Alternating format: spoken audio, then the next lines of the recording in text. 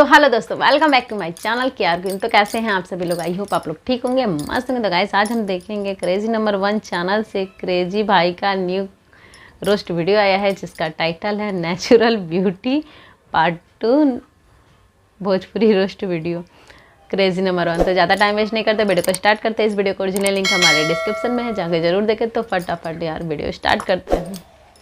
सबसे पहले आप लोग कान में ईयरफोन लगा लीजिएगा, क्योंकि वैसे हम भैया का वीडियो रोस्ट वीडियो हम मतलब रिएक्शन नहीं देते हैं, बट कमेंट आया था इसलिए फरमाइश पूरा कर रहे हैं। ठीक है, अगर वीडियो पसंद आए तो प्लीज़ लाइक शेयर कमेंट जरूर कीजिएगा। ठीक है,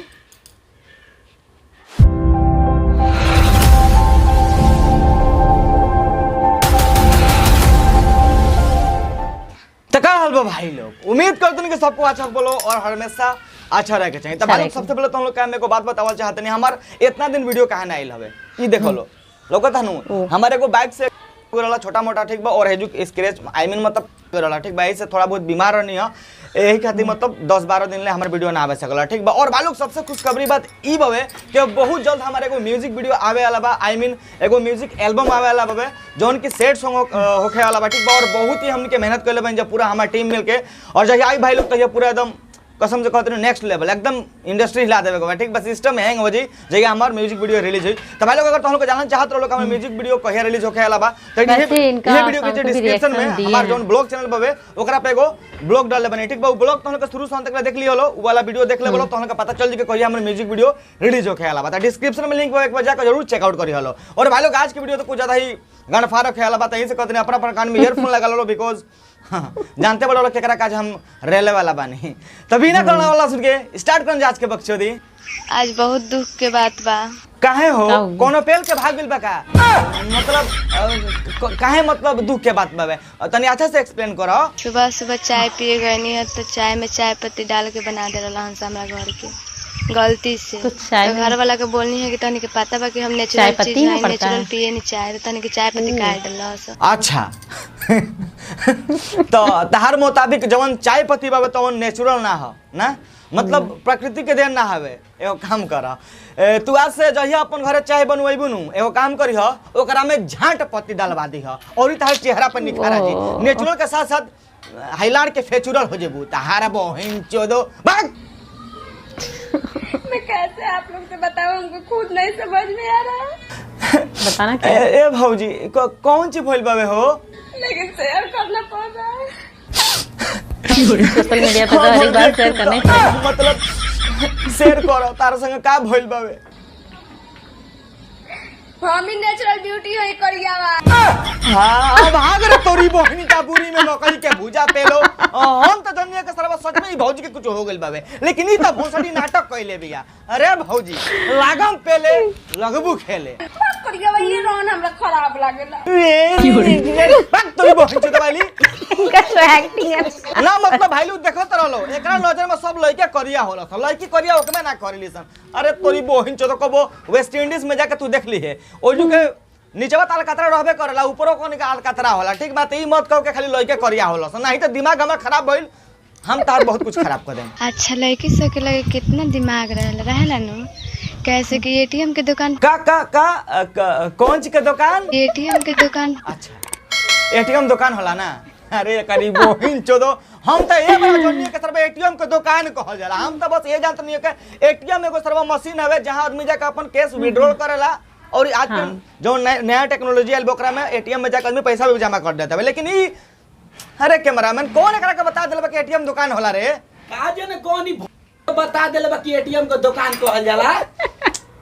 तोरा बात कैमरामैन सही बे, कसम से कहते नहीं भाई लोग, अब तो हम लोग खुद समझ लो कि लड़की कुल के कितना दिमाग होला। कहते एक लड़की कुल के बहुत दिमाग होला। अरे हमार झाटी के वजह से सब बदनाम है। कैसे कि एटीएम के दुकान पर लड़की से के भीड़ लागेला, कौन लड़का एटीएम पर थोड़ी पैसा उठाएला सब। हां लड़का कुल तो मुठ मारे जाला सन, एटीएम में पैसा निकाले कहां जाला सन। लड़का जाके नु हिला के ओकर बाद से एटीएम के सब बटमवा पर लेभेर देला सन, तब जाके तो हम लोग के हैंगा दाब के पैसा निकाले लो। अरे बहिन चोदो लड़का पैसा निकाले ना जाला, खाली लड़की जाली से एटीएम के, वो एटीएम के दुकान में जाली सन। अरे सर्वस भाई लोग ये पहले हमारा डाउट रहा। ठीक बाबे लड़की कुल के हेजू खाली रहला, लेकिन एबरा कंफर्म हो गेल कि सच में कर पहुंच एकरा में लड़की कुल के गोबर भरा रहेला।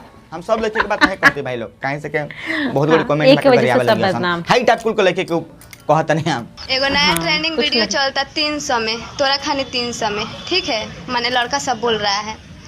तरे भड़ुआ हम तोरा से ये पूछल चाहत नहीं कि तोर माई 300 लाइक जलमैले बड़ी। चलो ठीक बा, हमनी सब लड़का सन मान लेते नहीं जाकर हमनी के जौन माई बड़ी सन तो हमनी के 300 रुपया लाइक के पैदा कइले बड़ी सन, ठीक बा, 300 रुपया लाइक के हमनी के जन्म दिले बड़ी सन। लेकिन तू कितना लाइक जन्म भइल बड़े, तोरा के तो कोनो सरबा 10 रुपया दे के बिना पेली, अगर गलती से उ पेली ली तो 5 रुपया वापस मांग ली, कही के 5 रुपया लाइक माल रहल हवे। ना ना ना ये बात सही बा, लड़का से डराए के चाहिए, हमहू डरे नहीं बहुत ज्यादा, देखो लोग ना पूरा कांपत तनी। हां ऐसा ही कांपत अरु ना कोनो पेल के कपकपा देले बाबे ना, मतलब पहले तो बहुत ही भौजी कॉन्फिडेंट में बोलत रहलिए कि अरे करियावा सन, अरे करियावा सन, अरे करियावा करियाठा सन, बहुत लड़का कुल के इंसल्ट करत रहलिए। लेकिन अब कहते के डरने हम कांपत नहीं, अरे तू कांपत नहीं खू, कोनो तारा वीडियो देख ले करियावा, ठीक बाबे, ले जकर रहरी में कालापन आई मीन अपन काला कोबरा तारा के दिखा देले, वही से तू कांपत रहू।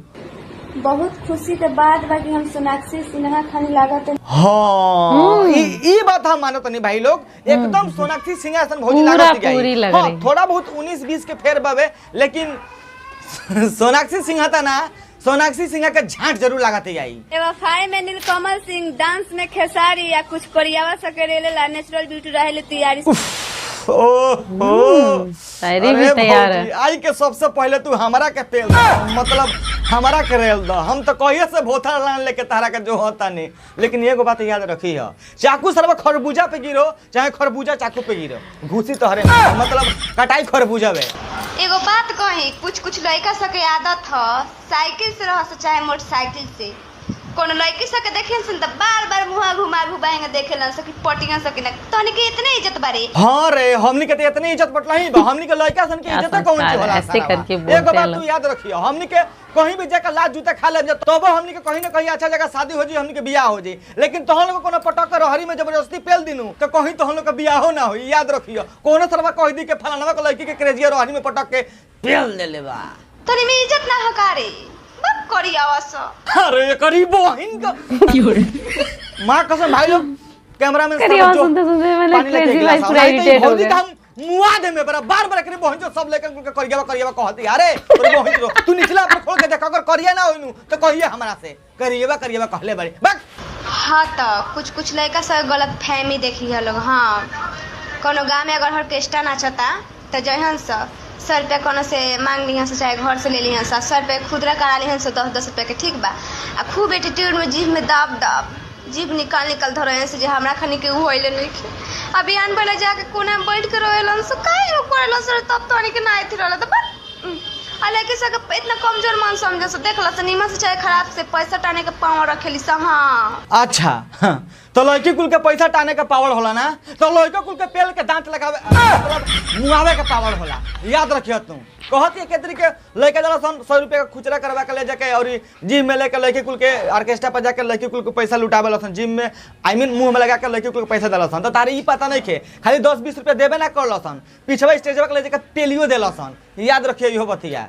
लड़की ऑफ पावर गर्ल। हाँ लड़की ऑफ पावर गर्ल। ए भौजी कितना तो हम में पावर होइनु, एकरा तो रही पावर होई, ठीक बाबे। एकरा में अलग प्रकार का पावर होला। कहवा रे एकरा में निचला में चूस।